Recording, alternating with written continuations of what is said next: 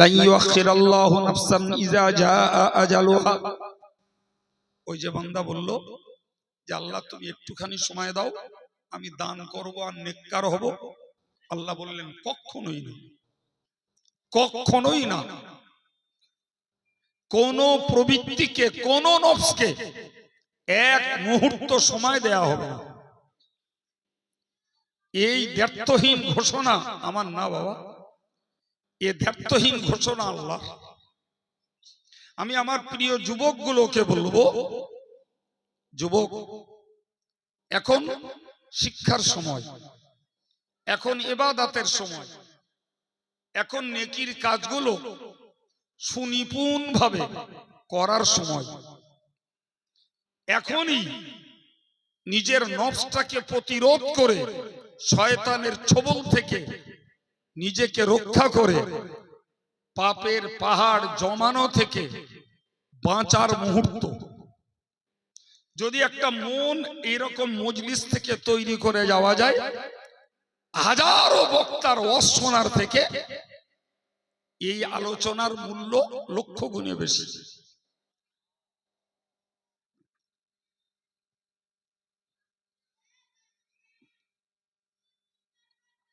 সম্মানিত ভাইরা,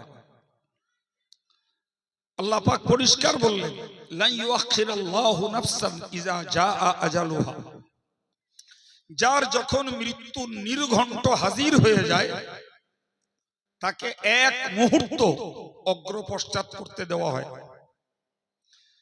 এই কথাটা যে এর আগে কখনো শুনিনি, ব্যাপারটা এমন নয় বাবা, শুনেছি, কিন্তু হয় মনোযোগের সঙ্গে শুনিনি, অন্যথায় শুনেছি তো দিলে বিশ্বাস করিনি, অথবা শুনেছি কিন্তু তার কার্যকর চরিত্র গ্রহণ করিনি। অতএব শোনাটাই না শোনার নামান্তর হয়ে গেছে, শোনাটা না শোনার মতোই হয়ে গেছে।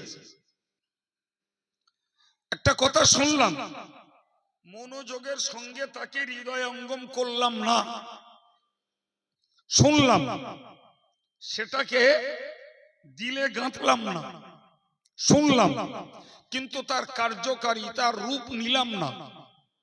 ও শোনার কি দাম আছে বাবা? দাম নাই বাবা, ও শোনার মূল্য নাই। সম্মানিত ভাইরা, প্রিয় ছেলেরা, একটু মনে রাখুন কোরআন শরীফে মহান আল্লাহ বললেন ওই মুমূর্ষ ব্যক্তিগুলো মরণের যখন ঘনিষ্ঠ সময় চলে আসবে, ওই সময়ে ওই লোকটা বলবে রব্বির জিউনি, আল্লাহ তুমি আমায় একটু ফেরত দাও। আমার বলতে ইচ্ছা করে, দাড়ি পেকেছে, চুল পেকেছে, গায়ের চামড়া তুবড়ে আসছে, গায়ের শক্তি কমে গেছে, চোখের পাওয়ার কমে গেছে, কানের শক্তি কমে গেছে, বুদ্ধি মোটা হয়ে গেছে।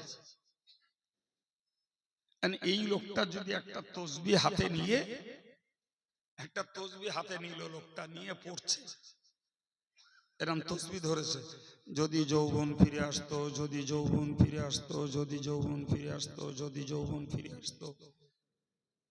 আচ্ছা, বুড়ো লোক যদি এরকম তসবিহ পড়ে, যৌবনকাল ফিরে আসবে? আমরা ছোটবেলায় আরবি একটা বইতে পড়েছিলাম, লাইতা শাবাবা ইয়াউদ, যদি যৌবনকাল ফিরত। আচ্ছা, ফিরলে কি করবে পরের কথা, কিন্তু আজ পর্যন্ত সব মানুষ যত বয়স বাড়ে তত তার আশা হয় লম্বা, যত বয়স বাড়ে তত সে দীর্ঘজীবী হয়ে বাঁচতে চায়। আচ্ছা বাবা, কারুর এরকম দাবি, কারুর এরকম চাহিদা বাস্তবে পূরণ হয়েছে আমাদের কাছে এমন কোন প্রমাণ আছে বাবা? আচ্ছা বলেন, তাহলে বৃদ্ধ মানুষটা যদি যুবক হতে চায়, এই দাবি যদি পূরণ না হয়, তাহলে মুমূর্ষ ব্যক্তিটা যৌবনকালে ফিরতে চাইবে? কোরআন বলছে, আমি বলি নাই। তার ওই দাবি কি আল্লাহর কাছে সত্যে প্রমাণিত হবে বাবা? কথা বলে না, হবে না। তারপরেও বান্দা বলবে, সেই কথাটাকে আল্লাহ কোরআনে কোট করে দিয়েছেন আমাদেরকে সজাগ করার জন্য। তো আল্লাহ পাক তাকে জিজ্ঞাসাই করলেন, বান্দা তোরে যদি যৌবনকালে ফিরতেই দেই করবি কি, সেটা বল। আল্লাহর কোরআন বলছে, আল্লি আমালু সালিহান ফীমা তারাকতু। ও মাওলা, ওগো পরওয়ারদিগার আল্লাহ, যদি তুমি আমায় যৌবনকালে ফিরিয়ে দাও তাহলে আমি প্রতিশ্রুতি নিয়েছি, আমি কথা দিচ্ছি, ইতিপূর্বে যত নেকির কাজ, ভালো কাজগুলোকে ত্যাগ করেছি সেই কাজগুলোকে এবারে যেয়ে করব। কিন্তু যে কোনো জ্ঞানী মানুষ বলতে বাধ্য, ইট ইজ ইম্পসিবল, এটা অসম্ভব। কারণ ভাই প্রত্যেক দিনের একটা রুটিনের কাজ আছে। ধরুন ধর্মীয় ভাবে আমার প্রতিদিনের রুটিনে কিচ্ছু না থাক 5 বারের নামাজ রয়েছে, আর সাংসারিক ভাবে কারুর চাষের কাজ, কারুর ব্যবসার কাজ, কারুর হস্তশিল্পের কাজ, কারুর দোকানের কাজ, কারুর লেবারের কাজ আছে না নাই? আছে। তো সংসারের কাজটাকে আমি সাইড করে রাখলাম। যদি আমি ধর্মীয় দৃষ্টিতেও বুঝি, তাহলে আমার এই বুঝটা কেন আসে না যে আমার প্রতিদিন যখন 5 বারের নামাজের একটা ডিউটি আছে, তা আমি ধরে নিলাম আমি 15 বছর বয়স থেকে আমার উপরে নামাজের আবশ্যকতা চেপেছে, এখন আমার বয়স 25, আমি এই 10 বছর নামাজ ত্যাগ করে করে এসেছি। 26 বছর বয়সে যে আমার মরণের সিগন্যাল ফুটে উঠেছে। তো আমি চাচ্ছি আল্লাহ তুমি আমাকে ফিরিয়ে দাও, যে আমলগুলো করিনি এবার যে করব। আরে বাবু, তোরে যদি আল্লাহ 10 বছর হায়াত দেয়, সে 10 বছরেও তো পার ডে একটা ডিউটি আছে। তাহলে তুমি দিনের ডিউটিটা কবে কখন করবে, আর ব্যাকের ডিউটিটা কখন করবে বাবা? এগুলো তো শেখার জন্য এমএবিটি হতে হয় না বাবা, এগুলোকে ব্রেনে নেওয়ার জন্য আইএস আইপিএস অফিসার হতে হয় না, এগুলোকে শেখার জন্য রিসার্চ সেন্টারে বসে রিসার্চ করতে হয় না বাবু। একটু মনোযোগ দিয়ে শুনলে আজকের যুগের কনসাস ইয়াং স্টাফ যারা, আজকের সজাগ যুবক যারা, এদের ভিতরে নরমালে এই চেতনাগুলো ফুটে ওঠে। হ্যাঁ না বলেন বাবু? জি, আল্লাহ নিজে বলছেন, বান্দা আচ্ছা তোর কথা আমি নিলাম, তোকে ফেরত দেবো, তুই একটা কথা আমায় বল, আওয়ালাম নুআম্মিরকুম মা ইয়াতাযাক্কারু ফীহি মান তাযাক্কারা।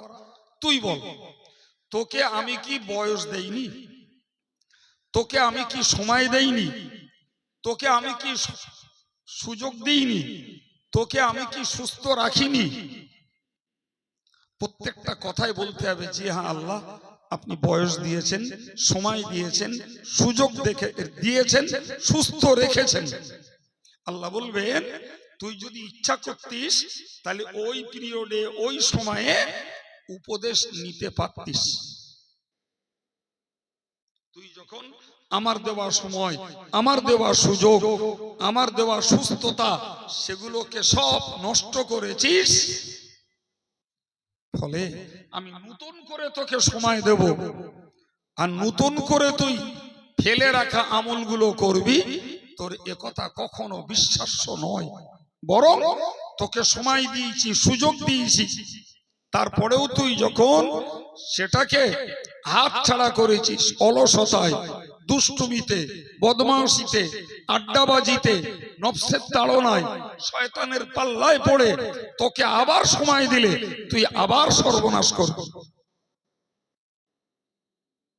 আল্লাহর কথার যুক্তি আছে না নাই? বান্দা ওয়াজাআকুমুন নাযীর,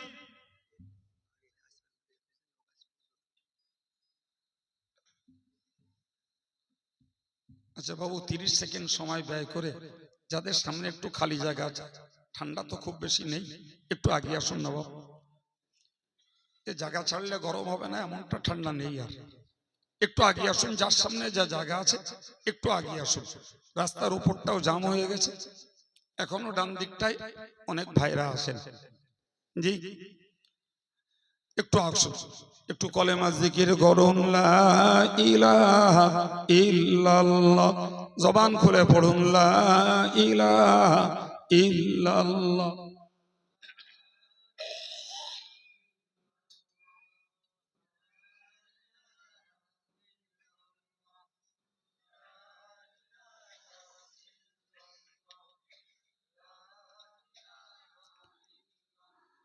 লা ইলাহা ইল্লাল্লাহ মুহাম্মাদুর রাসূলুল্লাহ।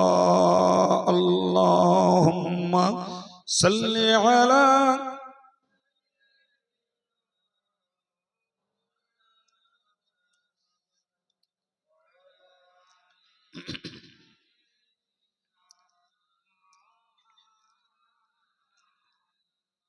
সম্মানিত ভাইরা আমার, আল্লাহ পাকের কথার কত যুক্তি বুঝুন। তোকে যখন বান্দা আগে সময় দিয়েছি, সুযোগ দিয়েছি, তোকে সুস্থ রেখেছি, তারপরেও তুই উপদেশ গ্রহণ করিস নি, তাহলে তোর দাবিতে সময় দেব, সুযোগ দেব, তুই আবার অপচয় করবি। শুধু তাই নয়, ওয়াজাআকুমুন নাযীর, বান্দা তোর কাছে ভয় দেখানেওয়ালা মানুষ গেছিল, ভয় দেখানেওয়ালা মানুষ তোর কাছে গেছিল, অথবা তুই নিজে গিয়ে শুনেছিলি। যারা কবরের আযাব, মৃত্যুর আযাব, কবরের আযাব, হাসরের আযাব, পুলসিরাতের আযাব, জাহান্নামের আযাব, এই জাতীয় আযাবগুলির কথা বারে বারে তোদের কানে তুলেছে, কিন্তু তোরা বিশ্বাসের মন নিয়ে, কার্যকারিতার মন নিয়ে কথাগুলো শুনিস নাই, কাজে লাগাস না। তোকে নতুন করে সময় দেয়া হবে না, সময় তোকে দেয়া হবে না। প্রিয় ভাইরা আমার, এই প্রসঙ্গে আমি একটা কথা আরো বলবো। কোরআন শরীফে আল্লাহ বলেছেন, ওমান নুআম্মিরুহু নুনাক্কিসুহু ফিল খালক আফালা ইয়াকিলুন। কি কথা আল্লাহ বলেছেন? ওমান নুআম্মিরুহু, আমি আল্লাহ যার বয়স বেশি করে দিয়েছি, নুনাক্কিসুহু ফিল খালকি, তার সৃষ্টিতে কিছু পরিবর্তন করে দিয়েছি। আমাদের সমাজে একটা কথা বলে, মানুষ বুড়ো হয়ে গেলে ছেলে মানুষ হয়, এরকম বলে না বাবা? জি, তার মানে বাচ্চা ছেলেগুলি অবুঝ হয়ে তারা যেমন কিছু অন্যায়, অশ্লীল এবং গ্রহণ অযোগ্য দাবি করে, বাপ মাকে কষ্ট করে, ওই বাচ্চার মনের সন্তুষ্টি বজায় রাখার জন্য সেই সমস্ত অশ্লীল অন্যায় দাবিও পূরণ করতে হয়। জি ভাই, যদি বলে যে রসগোল্লাটা সিলে দাও খাবো, এ কি সত্যি সিলে দেওয়া যায়? বলেন বলেন। তারপরেও তাকে একরকম বুঝিয়ে বলতে হয়, এই নাও সিলে দিস। কি বলছেন?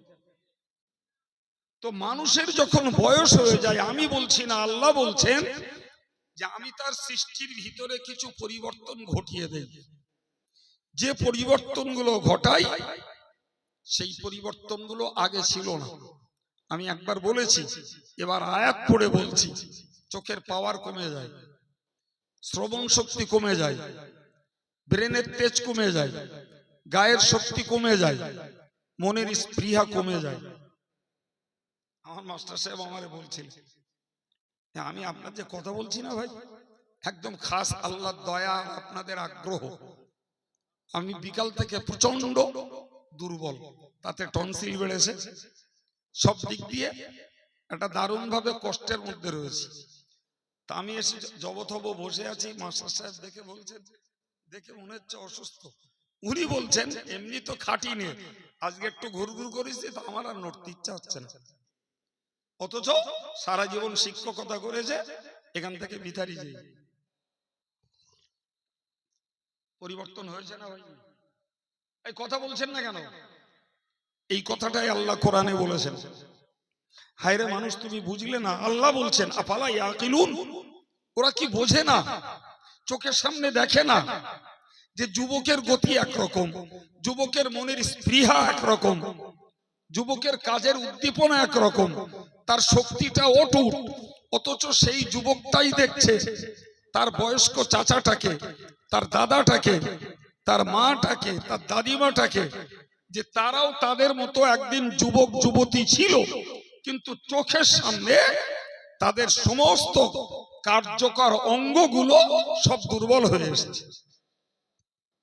ঠিক না বল? জি প্রিয় ভাইরা আমার, এই জন্যই মনে রাখতে হবে কুল্লু মুতাগায়্যিরিন হাদিসুন, পরিবর্তনশীল মানে ধ্বংসশীল। পরিবর্তনশীল মানে কি? একদম পরিবর্তনশীল মানে ধ্বংসশীল। সুতরাং আমার যখন পরিবর্তন এসেছে, আমারও একদিন যবনিকা আছে, আমার একটা শেষ আছে। এটা মানুষ কেন বোঝে না? মানুষ যদি ওইটুকু বুঝতো, তাহলে সময় থাকতে, শক্তি থাকতে, চোখ থাকতে, কান থাকতে, ব্রেনের তেজ থাকতে সে দুনিয়ার কাজও করত, আখিরাতের কাজও করত। ঠিক কিনা বলেন? বিশ্বাস করুন, একদম রিয়েলি এক্সাক্ট একটা কথা। আজকের যুবকগুলো যদি নামাজ পড়ে, তো এই যুবকগুলোর নামাজের শুধু প্রাথমিক অবস্থায় জেনে নেবে, এরপরে তার রুকু, তার সেজদা, তার দাঁড়ানো যতটা কেতাদুরুস্ত, যতটা সুনিপুণ হবে। আজকের বয়স্ক লোকগুলোর নামাজটাকে ফলো করুন, অনেক জায়গায় ঘাটতি হচ্ছে। ঠিক করে দাঁড়াতে পারে না, রুকুটাও ঠিক করে হচ্ছে না, কোমরে ব্যথা, সেজদা করতে যাচ্ছে তাও ঠিক করে পাচ্ছে না, বসছে তো ঠেকো ঢাকা দিয়ে বসছে। চোখের সামনে দেখছি তো, হ্যাঁ বলছেন, হ্যাঁ চোখের সামনে দেখছি। আমার যুবকগুলো যদি এরা আজকে নামাজি হতো, তাহলে এদের ওইরকম ঠেকো দিতেও হতো না, বাবারে মারে করতে হতো না। জি, নিয়মের বহির্ভূত ভাবে বসা দাঁড়ানো করতে হতো না। কত লোক দাঁড়িয়েই নামাজ পড়ছে, কত লোক কেবলামুখী পা দিয়েই নামাজ পড়ছে, ওটাই মশলা। যে কত লোক শুধু বসেই নামাজ পড়ছে, আবার কিছু লোক মশলা মশাইল না জেনে নিজেরাই মুফতি হয়ে মসজিদে সব চেয়ার দিয়ে অফিস বানিয়ে ফেলেছে। হ্যাঁ না বলেন? একবার খোঁজও নেয় না যে আমার এই অসুবিধা হুজুর, তা আমার জন্য শরীয়তের সংবিধান কি জিজ্ঞেস করে না, নিজেই মুফতি হয়ে চেয়ার নিয়ে হাজির করে। কিন্তু একবারও বুঝলো না যে চেয়ারে আমার নামাজটা হবে কিনা, শোনেও না। জি প্রিয় ভাইরা আমার, তো আমি আল্লাহর কোরআনের কথা দিয়ে আপনাদের চেতনা ফেরাতে চাইছি যে কোরআন বলছে মানুষের যখন বয়স হয় তার সৃষ্টির ভিতরে পরিবর্তন আসে। এটা কি মানুষ বোঝে না? সম্মানিত ভাইরা আমার, মহান আল্লাহ পাক কোরআন শরীফে জানিয়েছেন, এটা তো গেল দুনিয়ার হাল। এই মানুষগুলো যদি সত্যি চেতনা না ফেরে, জ্ঞান যদি তাদের দীপ্ত না হয়, জ্ঞান যদি জ্বলে না ওঠে, জ্ঞান যদি তাদের কাজে না আসে, এরা যখন জাহান্নামের কাছে যাবে, ওই সময় জাহান্নামের দারোয়ান একই কথা বলবে, আলাম ইয়াতিকুম রাসূলুম মিনকুম ইয়াকুসুনা আলাইকুম আয়াতি ওয়া ইউনযিরুনাকুম লিকা ইয়াউমিকুম হাযা ক্বালু বালা ওয়ালাকিন হাক্কাত কালিমাতুল আযাবি আলাল কাফিরিন। কি বলছে? জাহান্নামের দারোয়ান আল্লাহ বলেন, আলাম ইয়াতিকুম রাসূলুম মিনকুম, এই তোমাদের কাছে কি আমার রসুল যায়নি? আজকে রসুলের যুগ নয়, কিন্তু রসুলের ওয়ারিস উত্তরাধিকারী হাক্কানি আলেমদের যুগ 1400 বছর ধরে চলছে।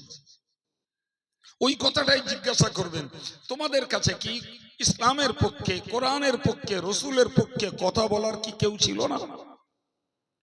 ইয়াকুসুনা আলাইকুম আয়াতি, যারা তোমাদের কাছে আমার আয়াতগুলোকে তেলাওয়াত করে ব্যাখ্যা দিয়ে বুঝিয়েছিল, যায়নি কেউ? আলাম ইয়াতিকুম নাজির, তোমাদের কাছে কি ভয় দেখানোর কেউ ছিল না? সবগুলো শুনে বুঝে ওই হতভাগ্য কপাল পোড়া মানুষগুলো বলবে, কলু বালা, হ্যাঁ আল্লাহ অবশ্যই রসুল গেছিল, ভয় দেখানেওয়ালা লোক গেছিল, কিন্তু ঘটনা কি ঘটেছে আল্লাহ? ওয়ালাকিন হাক্কাত কালিমাতুল আযাব, এই আযাবের বিধি আমাদের জন্য বরাদ্দ হয়ে গেছে, ফলে আমাদের কপালে আর বাঁচার রাস্তা জুটিনি। এ বাবা, এর থেকেও দুঃখজনক বেদনাদায়ক আর কি থাকতে পারে? পরিষ্কার বলবে যে আযাবের বিধি আমাদের জন্য বরাদ্দ হয়ে গেছে, যার জন্য ওই ভয় দেখিয়েছিলেন যারা, তাদের কথা আমাদের কাছে গ্রহণযোগ্য হয়নি। সম্মানিত ভাইয়েরা, স্নেহাশিস প্রিয় যুবকেরা, বাবা এ কথাটাও মনে রাখা দরকার। কোরআন বলছে قالوا لو كنا نسمع أو نعقل قالوا لو كنا نسمع أو نعقل ما كنا في أصحاب السعير। আশ্চর্য ব্যাপার, বলবে জাহান্নামে দাঁড়িয়ে, বলবে নিজেরা বলবে, যদি আমরা হাক্কানি আলেমদের কথা শুনতাম, বুঝতাম এবং সেটাকে যদি কার্যকর করতাম, তাহলে আজকে আমরা দোজখবাসী হতাম না। এই আফসোস, এই পরিতাপ তখন করে আর লাভ আছে? আমার আল্লাহ ওই জাহান্নামীদের স্পিচটাকে, তাদের উক্তিটাকে কোরআনে তুলে দিয়েছেন, জীবন্ত সজাগ নারী পুরুষদেরকে চেতনাশীল করার জন্য। তোমরা আজকে বুঝতে পারছো না, কিন্তু জাহান্নামীরাই বলবে লাউ কুন্না নাসমাউ, যদি আমরা শুনতাম, আও নাকিলু, যদি আমরা বুঝতাম, মা কুন্না ফি আসহাবিস সাঈর, আজকে আমরা দোজখবাসী হতাম না। কিন্তু তখন এই শোনার আকাঙ্ক্ষা, বোঝার আকাঙ্ক্ষা ব্যক্ত করে আর কি উপকার হবে? কিচ্ছু না। আমি আমার মজলিসে বসা নীরব নিথব আদবী শ্রোতাদেরকে আর মায়েদেরকে অ্যাড্রেস করে সম্বোধন করে বলবো, যারা দিনদার ইমানদার আল্লাহওয়ালা, আমরা আরো গাঢ় সংকল্প করি, আল্লাহ মৃত্যু পর্যন্ত এই ঈমান আমলের উপরে কায়েম থাকতে পারি এবং কথা কাজের গুনাহ থেকে বাঁচতে পারি।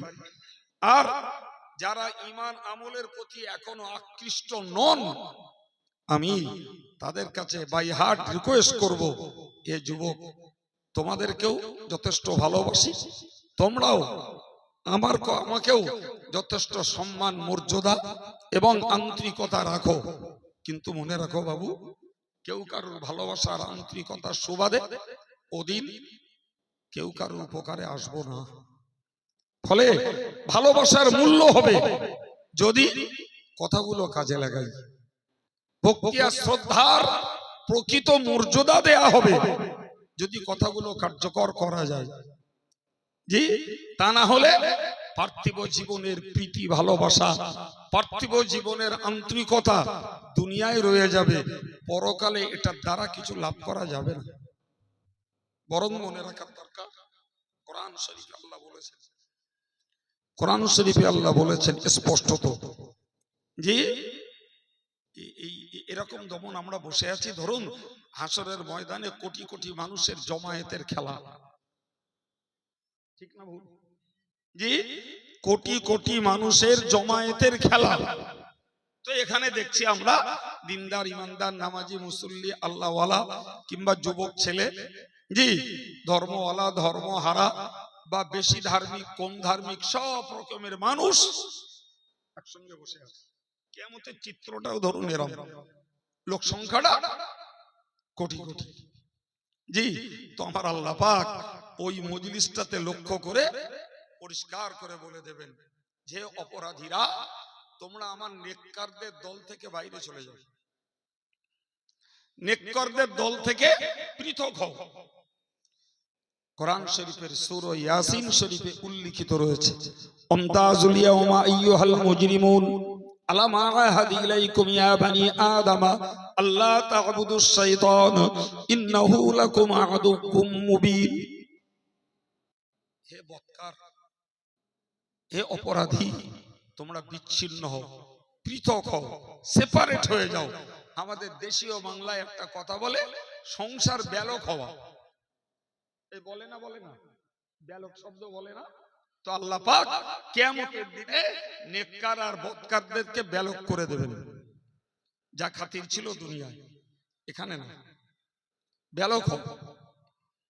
প্রিয় ভাইরা আমার, এই যে ব্যালক হওয়া, আমি অবাক হয়ে যাই।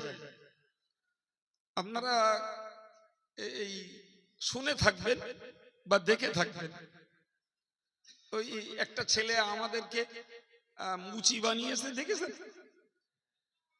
দেখেননি কেউ? দেখেছেন? তা আমি ওই ছেলেটারে বললাম, আমার এই আজিজুল ছিল, বলে তুমি যার প্রেমে, যার টানে, যার মহব্বতে আমাদেরকে গালি দিচ্ছ, তুমি আজকে নাই মুচি সাজিয়েছো, গাল তো অনেক দিন ধরে দিচ্ছ, তা তোমার জাহান্নামে সেই হুজুররা যাবে? এটা ভেবে দেখেছো? যাবে? এই হ্যাঁ না বলেন। তাহলে তুমি কার প্রেমে, তুমি কার ঘোলে পড়ে আর একজনকে গালি দিচ্ছ, আর একজনকে চর্মকার বানাচ্ছ, মুচি বানিয়ে দিচ্ছ? তুমি যার উস্কানিতে, যার প্রেমে, যার মহব্বতে সর্বনাশ করছো, সে তোমার জাহান্নামের ঠিকাদার নয়, সে তোমার জাহান্নামের জায়গায়, তোমার জায়গায় সে যাবে না। বলো যাবে? তোমার জায়গায় তোমাকে যেতে হবে। জি, এই বুদ্ধিটুকু যদি মানুষের থাকতো, তাহলে মানুষ ন্যায় অন্যায় বিচার করত, মানুষ কোনটা কিবত আর কোনটা সত্য এটা ভাবতো, মানুষ ভাবতো কোনটা অপপ্রচার আর কোনটা সত্য প্রচার এটা মানুষ ভাবতো, এবং কারোর প্রতি অন্ধ বিশ্বাস করে কাউকে গালিমন্দ আর কাফের কুফরি ফতোয়া দিত। ঠিক না ভুল? জি, এইটুকু ভয় মানুষের নেই। যেখানে পরিষ্কার আমরা শুনে আছি, বলো বাবা, শুনে আছি, শুনিনি তা নয়। ইয়াউমা ইয়াফিরুল মারউ মিন আখিহি ওয়া উম্মিহি ওয়া আবিহি ওয়া সাহিবাতিহি ওয়া বানিহি লিকুল্লি ইমরিইম মিনহুম ইয়াউমা ইযিন শানুন ইউগনি। একদম কোরআনের স্পষ্ট বার্তা। ইয়াফিরুল মারউ মিন আখিহি, একজন মানুষ তার ভাইকে দেখে পালিয়ে যাবে, ও উম্মিহি, সন্তান তার মাকে দেখে পালিয়ে যাবে, ও সাহিবাতিহি, স্বামী তার স্ত্রীকে দেখে পালিয়ে যাবে, ও বানিহি, বাপ তার বেটাকে দেখে পালিয়ে যাবে, এমনকি সন্তান তার বাপকে দেখে পালিয়ে যাবে। আমার আল্লাহ মৌলিক কথা বলে দিলেন ওই দিনের কথা, লিকুল্লি ইমরিইম মিনহুম ইয়াউমা ইযিন শানুন ইউগনি, প্রত্যেকটা ব্যক্তি নিজের কর্মে সে দায়বদ্ধ হয়ে যাবে। তোমার কথার আসামি তুমি, তোমার কাজের আসামি তুমি, আব্বা মা ছেলে মেয়ে, এমনকি জীবন সঙ্গিনী অর্ধাঙ্গিনী স্ত্রী তোমার নয়, তোমাকে দেখে পালাবে। আচ্ছা এবার বলুন তো বাবু, যদি রক্তের সম্পর্ক, জানের টান যাদের সঙ্গে, তারা যদি আমার উপকারে না আসে পালিয়ে যায়, তাহলে আমি আব্দুল কাইয়ুমকে যতই মহব্বত করি, আমি আব্দুল কাইয়ুমের হয়ে কাউকে গালি দেবো, কাউকে মন্দ বলবো, কাউকে কুৎসা রটনা করব, ভাই আব্দুল কাইয়ুম কি আমার জন্য কিয়ামতের দিনে জামিন হবে মনে হচ্ছে? হ্যাঁ, তুমি পীর সাহেবের, পীরজাদার, না কোন ভাইজানের, কার পক্ষে তুমি ওকালতি করবে আর করছো? ছেলে এখনো বোঝো, হে মৌলবী এখনো বোঝো, কেউ তোমার নয়। তোমার বাপ যেখানে তোমার না, তোমার মা যেখানে তোমার না, তোমার বিবি যেখানে তোমার না, তোমার ছেলে মেয়ে যেখানে তোমার না, তাহলে এরপরে তোমার কে থাকতে পারে? কে থাকতে পারে? বড় জোর বুক ফুলিয়ে বলতে পারি নবী থাকবে, যেহেতু নবী উম্মতের দরদি। এটা মনের আশা, মনের আশা। কিন্তু জানেন, মনে রাখবেন, পরিষ্কার সহিহ মুসলিম শরীফের হাদিসে এসেছে, যারা পৃথিবীতে বেদাত কাজ করে, নিত্য নতুন কাজ আর কথার আবির্ভাব ঘটায়, এদেরকে নবী সুহকান সুহকান, দূর হয়ে যা বলে তাড়িয়ে দেবেন। এরপরে কোন পীর আর কোন পীরজাদার, কোন ভাইজান আর কোন মুফতি আর কোন হুজুর আর কোন অপড়ুয়া বক্তা, গলাবাজারি বক্তা, কে তোমার পক্ষে? সাবধান যদি না হও জি, তাহলে যার খেসারত তাকেই গুনতে হবে। এর বেশি আর কি বলবো? এর বেশি কিছু বলার আছে? হ্যাঁ, সম্মানিত ভাইরা, আমি শুরু থেকেই আল্লাহ যতটুকু জ্ঞান বুঝ দিয়েছেন সুন্দর পরিবেশে জ্ঞানমূলক কিছু আলোচনা কোরআন শরীফের তথ্য অনুযায়ী তুলে ধরছি এবং আপনাদের মতো সজাগ উর্বর ব্রেনের কাছে আমার এই কথাগুলোকে পেশ করছি। আল্লাহ বলছেন, বান্দা তুমি মৌতের সময়ে ওই যে আপিল গুলো করবে, ব্যাপারটা সবকিছু আল্লাহ শুনে বলবেন কাল্লা, কখনোই তোমার বয়স দেওয়া হবে না, তোমার সুযোগ দেওয়া হবে না, তোমার সময় কোনো দেওয়া হবে না, বরং মনে রাখো ইন্নাহা কালিমাতুন হুয়া কাইলুহা ওয়া মিন ওয়ারাইহিম বারযাখুন ইলা ইয়াউমি ইউবআসুন। ও বান্দা তুমি মনে রাখো তোমার পিছনটাতে রয়েছে পর্দার জগৎ, তোমার পিছনে রয়েছে গোপন জগৎ, তোমার পিছনে রয়েছে আড়ালের জগৎ, যাকে কোরআনের ভাষায় বলা হয়, কোরআনের ভাষায় বলা হয় বারজাখ। কি বলা হয়? বারজাখ। বারজাখ মানে পর্দার জগৎ। জি, তুমি যে বাঁচতে চাইছো, নেক আমল করবা, দান করবা, নেককার হবা, এই কথাগুলো কালিমাতুন হুয়া কাইলুহা, যে যখন বিপদে পড়ে সে তখন এমনটাই বলে। বিপদে পড়লে আমি দু এক সময় বলেছি, কখনো কারোর কানে পড়তে পারে, ভাইয়া হাটে যদি পকেট মার ধরা পড়ে না তো গণ পিটুনি খেলি, তখন যারে তারে ধর্মের বাপ বলে আর পায়ে ধরতে যায়। এখন যদি মাছ হাটায় পকেট মারে আর ওই ওর পায়ে ধরা আর ওর এই ধর্মের বাপ বলার দয়া যদি ছেড়ে দেওয়া হয়, ওখান থেকে বেরিয়ে সবজি হাটায় গিয়ে ফের পকেট মারবে। বিশ্বাস হয়? তো যারা নফসের গোলাম হয়ে গেছে, শয়তানের গোলাম হয়ে গেছে, ভাই এ যখন বিপদে পড়ে তখন ঘন পাকে আল্লাহরে ডাকবে, তখন বলবে আল্লাহ ফিরিয়ে দাও, যৌবন কালটা আবার দাও, একটু সময় দাও, দান করব, সৎ হব, নেক আমলগুলো করব। আমার আল্লাহ বললেন এটা বিপদকালীন মানুষের কথা। বিপদে যে যখন পড়ে তার হাল ওই হয়। কোরআনের একটা আয়াত বুঝুন, বুঝলে এটা ক্লিয়ার হবে।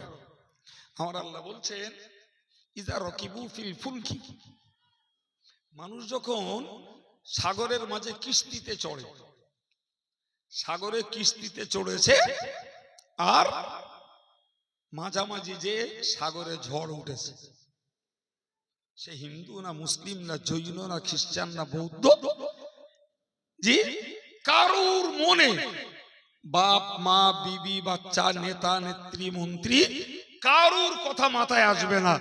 যে যার ভাষায় স্রষ্টাকে যে বলে ডাকে, যা বলে ডাকে ওই একটাই বুলি বেরোবে। কেউ বলবে আল্লাহ, কেউ বলবে ভগবান, কেউ বলবে ঈশ্বর, কেউ বলবে গড, এছাড়া আর কোনো বলেন হ্যাঁ বলেন একটু। জি, আমি নিজেও একবার ও পাল্লায় পড়ে দেখিস, নিজেও ওই পাল্লা একবার পড়েছি।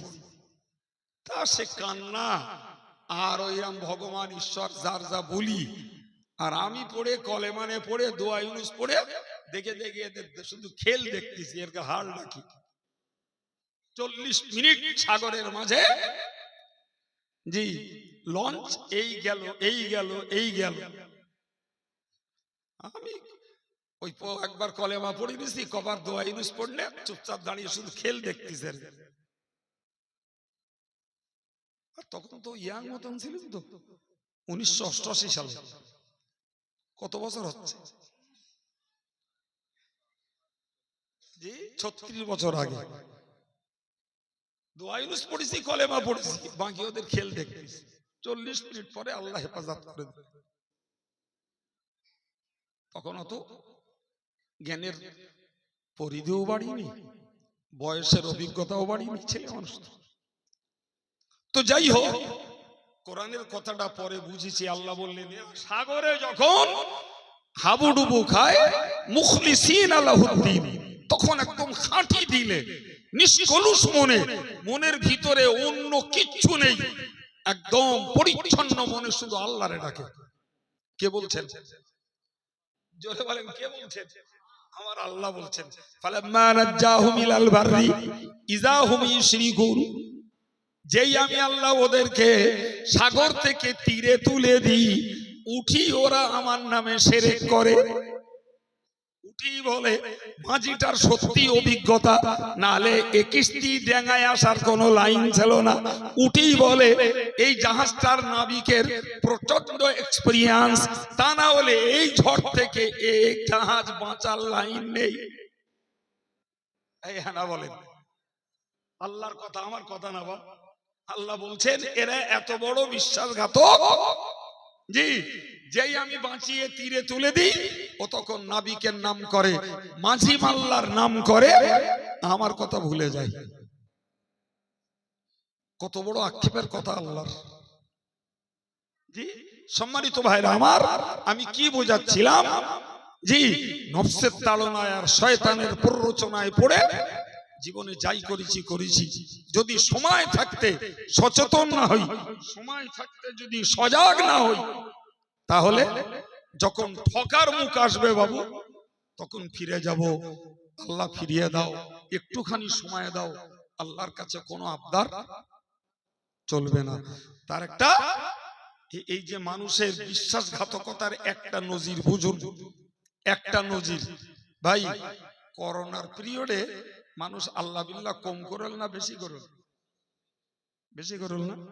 আল্লাহ বিল্লাহ করিল, দোয়ার মজলিস করল, কেউ গ্রাম ঘিরছিল, কত কিনা করলো বাবা, জি।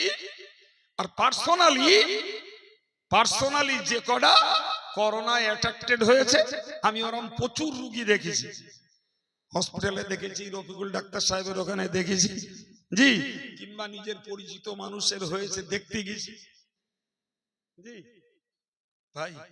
তখন বলো ঘন পাকে আল্লাহরে ডেকেছে, আর আল্লাহ পাক যাদের হায়াতে ফিরিয়ে দেছে, সে আবার যথারীতি ওই পূর্ব জীবনে ফিরে গেছে, পার হয়ে গেছে।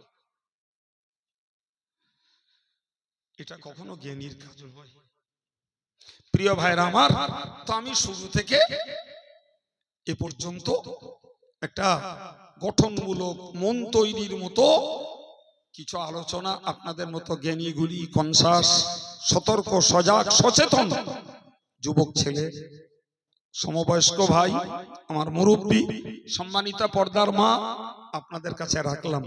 আমি প্রাসঙ্গিক আলোচনা করে ছোট্ট একটা জবাব আপনাদেরকে দেব, যদিও আমার মনেও ছিল না, আর আমি উনিয়েতেও বসিনি।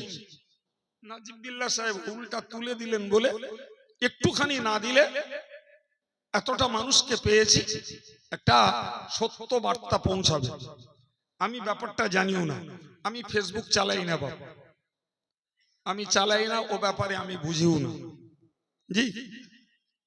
মৌলানা যা বললো তাতে বুঝলাম যে প্রচার হচ্ছে যে জামিয়ায় ফুরফুরা বিরোধী শিক্ষা দেওয়া হয় আর ওয়াহাবি তৈরি হয়। এই কথাটা নাজিবুল্লাহ বললো না?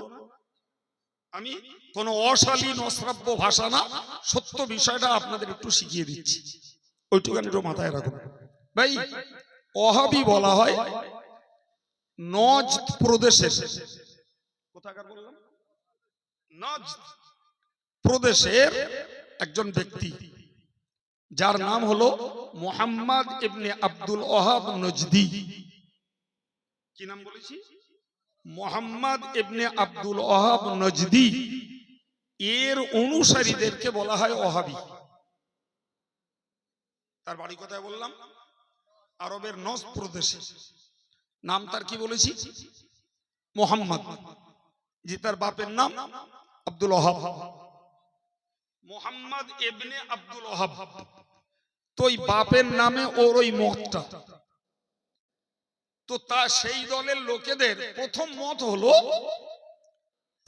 মত হলো যে কোরআন হাদিস ছাড়া আর কিচ্ছু মানা যাবে না, ইজমা কিয়াস মানা হারাম, আলেম ওলামা ইমাম পীর এদের কারণ মানা যাবে না। রাসূলুল্লাহ মরে মাটি হয়ে গেছে, কবর জিয়ারত করা আর মূর্তি পূজা করা সমান। কথা শুনতে পাচ্ছেন? জি, তাদের মত হলো যে কিয়াসের মশলা পায়খানায় ফেলে দাও, এর বেশি কিছু আমি আর বলছি না। ওদের মতবাদগুলো মেজলা হুজুর পীর কেবলার আদেশে মৌলানা রশিদুল ইসলাম সাহেব একটা বই লিখেছেন। লোকটার বাড়ি দক্ষিণ 24 পরগনা। তিনি একটা বই লিখেছেন, বইটির নাম হলো তাহকিকুল মাসাইল, বইটা বাংলায়। ওই বইয়ের গোড়ায় ওহাবীদের পরিচয় বলা আছে। কথা বুঝতে পারছেন? এছাড়া আরেকটা বই আছে উর্দুতে লেখা, বইটি হলো আশ-শিহাবুস সাকিব, মৌলানা হোসেন আহমদ মাদানী রহমতুল্লাহ আলাইহির লেখা। সেই বইতে এদের পরিচয় দেওয়া আছে। আরবি বই আছে ফতোয়ায়ে শামী, সেই বইতে ওদের ওই পরিচয় দেওয়া আছে। কথা মাথায় ঢুকছে বাপ কিছু? হ্যাঁ। তো এই নজদ প্রদেশের মুহাম্মদ ইবনে আব্দুল ওয়াহাব নজদির অনুসারী আর ওই মতবাদকে যারা ফলো করে তাদেরকে বলা হয় ওহাবী। আপনারা ধনী ভোটে আমার একটা জবাব দেন। অল ইন্ডিয়া সুন্নতুল জামাত সংগঠন আর এদের যারা দায়িত্বশীল কর্মী আর নেতৃবর্গ, এদের ভিতরে এরকম কোন মতবাদ আছে বাবা? তাহলে এরপরে XYZ কে বলেছেন খোঁজ দিয়ে যাচ্ছেন আর আমি জানিও না। জি, যারা বলছেন এরা ওহাবী, তাহলে এরা মিথ্যা বদনাম প্রচার করছে, ঠিক না ভুল? জি, তো ভাই এ নিয়ে অত হেডেক না, দুঃখ এই জায়গাটায়। আরে তোরা বক্তা বলে আলেম বলে পরিচিত, আর এইভাবে নিজে ভুল বুঝে আর লোককে ভুল বুঝিয়ে জাহান্নামে যাবি আর লোককে জাহান্নামের দিকে ঠেলে দিচ্ছিস, এটাই দুঃখ, ঠিক না ভুল? নাম্বার 2, জামিয়াতে ফুরফুরা বিরোধী শিক্ষা দেওয়া, এর জবাবটা নেন ভাই। এর সুন্দর একটা জবাব বুঝুন ভাই। যেখানে হেফজ, কারি, মৌলানা, মুফতি, আরবি সাহিত্য, মুহাদ্দিস, মুফাসসির এতগুলি বিভাগ রানিং এ চলছে। এবছর আমরা ইলমে তাসাউফের বিভাগ খুলেছি, ক্যালেন্ডারে প্রচার দিয়েছি। জামিয়ার বুখারী খতমে বা ইসালে সাহেবে গেলে দেখবেন। এবং অটোমেটিক্যালি 8-9 মাস ধরে ইলমে তাসাউফের প্রশিক্ষণ চলছে, সুবহানাল্লাহ। এরপরে আমরা ছাত্রদেরকে ভর্তি নিয়ে ইলমে বাতিনি তথা ইলমে তাসাউফের একদম বই পুস্তক পড়া আর সঙ্গে অনুশীলনী অর্থাৎ সবক জিকির মশক করানো হচ্ছে আলহামদুলিল্লাহ। জি ভাই, এই যে ক্লাসগুলো চলছে এর প্রত্যেকের নির্দিষ্ট পিরিয়ড আছে এবং সেই পিরিয়ড ভিত্তিক তাকে সিলেবাস কভার করে দিতে হয়। এই কথা বুঝতে পারছেন কি? সিলেবাস কভার করে দিতে হয় শিক্ষককে। সুতরাং সেখানে সাবজেক্টের বাইরে আলাদা করে কোনো কথা কোনো টিচার কোনো মুহাদ্দিসের বলার সময় নাই। 2 নম্বর কথা হলো সেখানে সাপ্তাহিক আঞ্জুমান হয়, ট্রেনিং হয় ভাই, বৃহস্পতিবার রাত্রি করে। তো সে ট্রেনিং এ আমার থাকার সময় নেই, ছেলেরা করে, সেসব অনেক সিস্টেমে ভাগ আছে। যাই হোক, এখন যদি জামিয়ার ছাত্ররা এরা ফুরফুরা বিরোধী প্রশিক্ষণ দেওয়া হয় বলে যারা বদনাম করছে, আচ্ছা দাদা হুজুরের মতাদর্শে গোল জামা, গোল টুপি আখিরি জোর পড়া, আজানে হাত তোলা, সালাম কিয়াম করা, কবর জিয়ারত করা, কলমাখানি করা, ইসালে সওয়াব করা। আচ্ছা, এগুলো জামিয়ার ছেলেদের একটাও বাদ আছে? জি, মনে রাখবেন, জামিয়ার ছাত্ররা হারগিজ প্রকৃত পীর সাহেবদের বিরোধী নয় নয় নয়।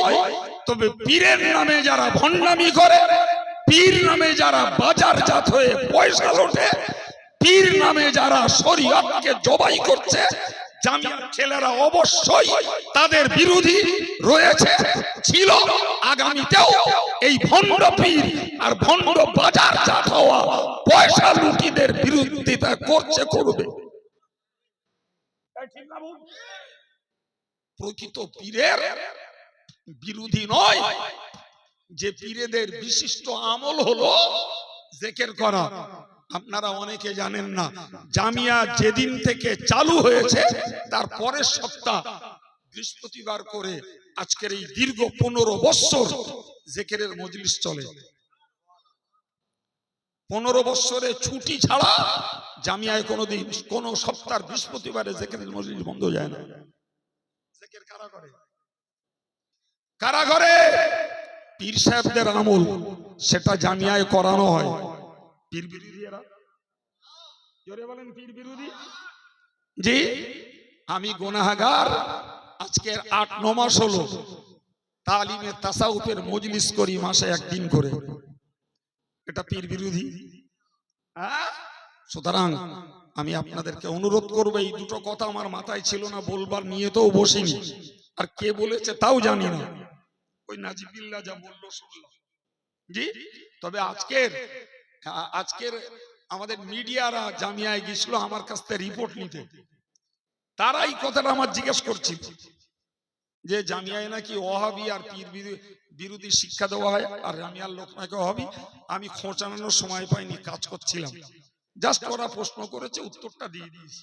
দেখেছো জি, উত্তরটা দিয়ে দিয়েছি। এখানে এসে শুনলাম তাহলে কোন বক্তা হুজুর কারামতি দেখাচ্ছে এইসব বলে বলে। জি, যাই হোক, আমি আপনাদের শুধু ব্রেনটাকে পরিষ্কার করার জন্য বললাম। ওয়াহাবি হলো ওরা, আর পীর বিরোধী মানে জি যারা পীরের নামে বাজারজাত হয়ে শুধু পয়সা লুটছে। জি, নিশ্চিত পীর হতে গেলে তাকওয়া করতে হয়, পরেশগার হতে হয়, আমল করতে হয়, নফল নামাজ পড়তে হয়, জিকির করতে হয়, তাসবিহ পড়তে হয়।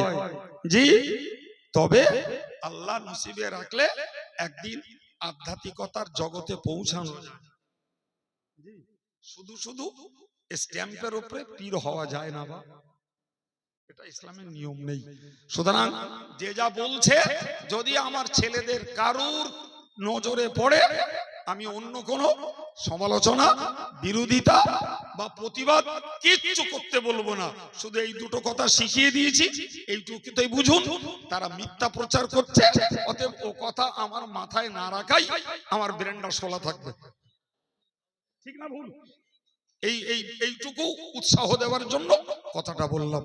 আসুন প্রিয় নবীর প্রতি সালাম। ইয়া নবী।